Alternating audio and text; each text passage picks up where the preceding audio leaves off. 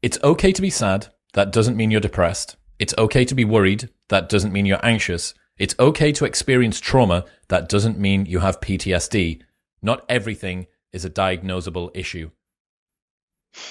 So many people hide behind a diagnosis and say, I never have to get better. This is one of the biggest things with attachment issues too. People take an attachment styles quiz and say, oh, I'm anxious attachment. I will be that for the rest of my life. Absolutely not. That is the medical system that says you have a disease. We must treat you for the rest of your life. You will go through 10 years of therapy and take 5 medications. When I was working as a psychologist, as a psychotherapist, I did in-home treatment for people. And some of my clients were on 27 different medications at the same time. And I would ask them what they were for, and they would not know. And at least 12 to 15 of those medications would be psychological medications. Some of them were 4 or 5 different antidepressants, and then 3 or different anxiety medications, and then some for panic disorder, and then some for who knows. They just kept throwing them in. They had no idea. That's the American system right now. And if you have a diagnosis, it's not the end of your life. And not everything is a diagnosis. A diagnosis should just say, here's where you're starting. Where are you going to go? There's something very reassuring in a way, I think, about pathologizing your emotions, about giving them a label. It's not that the world is unfair, that life is difficult, that sometimes bad things happen, people pass away, you become destitute or broke or ill or sick, or your family members die. It's not that. It's that you have X or Y or Z. It is a forcing function, a convenient way to reduce down the complexity of the world.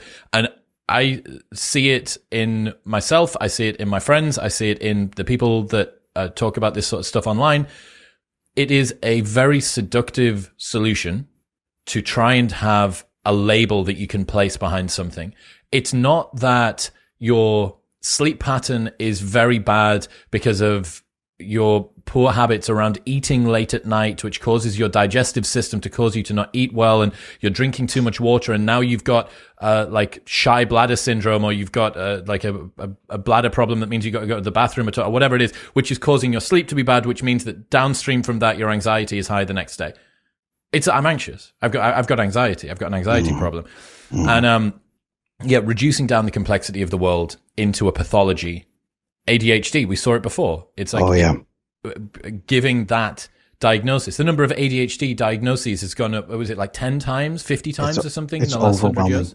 Yeah. It's overwhelming. The amount in America, they say 1 in 7 little boys in America is now medicated for ADHD. I mean, those are brutal medications. Do you know how many boys I've talked to, and grown men who are in their 20s, that say, I've been medicated for ADHD since I was 4 years old. I've been on stimulants since I was 4 years old because my preschool teacher diagnosed me with ADHD and told my parents they would kick me out of school if I didn't get on meds. A lot. Guys have never lived their real life. How would you describe, I don't know whether you've ever been on ADHD medication, but from what you know about the experience of it, what can you tell me about what life would be like before and after for a young boy or girl, and then also moving up into adulthood? Most of what I encounter is people whose brain is so fried from years and years and years of being doped up and zombified, and then still being screamed at. Anytime they twitch wrong, they move wrong, they act wrong, they don't do something right, it's, you have ADHD. That's your ADHD. Get under control. I don't want to tolerate you. You have this problem. People who have ADHD, sometimes it's not ADHD. Sometimes it's an attachment issue. Other times people who have ADHD have attachment issues from being yelled at for having actual ADHD. It's amazing how those two go hand in hand. And those medications zombify you, and then you've been on them for 20 years and you've never experienced what it's like not to be run down, and also not to be yelled at for having a diagnosis. It's not just even the meds. It's the whole experience of being told there is something wrong with you and you will never function right.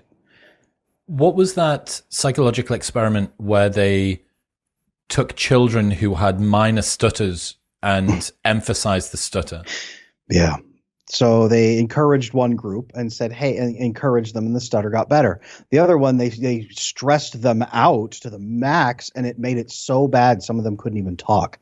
It was 100%. If you encourage, they heal. ADHD, by the way, some people call it type E personality, entrepreneur. Some people who thrive in entrepreneurial settings have very ADHD style brains and behaviors, and they can do amazing when you get them in the right areas.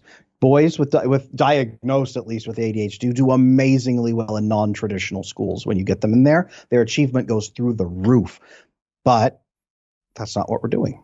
We're not focusing on that. Because we have a one-size-fits-all education model. Not everybody's got access to a Waldorf school or some sort of outdoorsy type thing, which means that if you are a child or a young boy or perhaps a girl who has ADHD, you are a square peg being shoved into an incredibly round hole, and there are very few alternatives. I think, was it Elon Musk who dropped out of Stanford after his first seminar? I think he lasted less than half a term or something.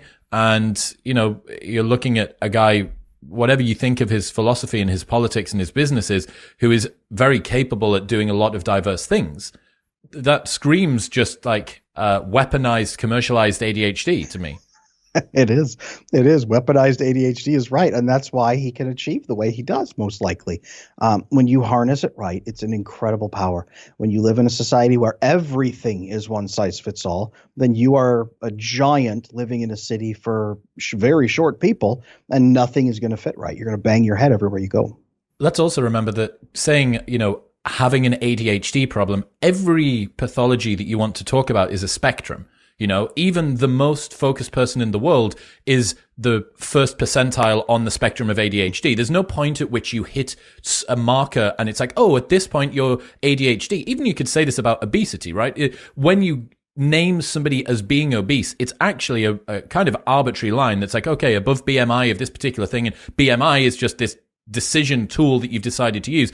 But we're talking about a spectrum here, and ADHD is a function of a bunch of other like phenomena and manifestations, the way that people behave and show up in the world. The same thing would be true for anxiety, for depression, for whatever it might be.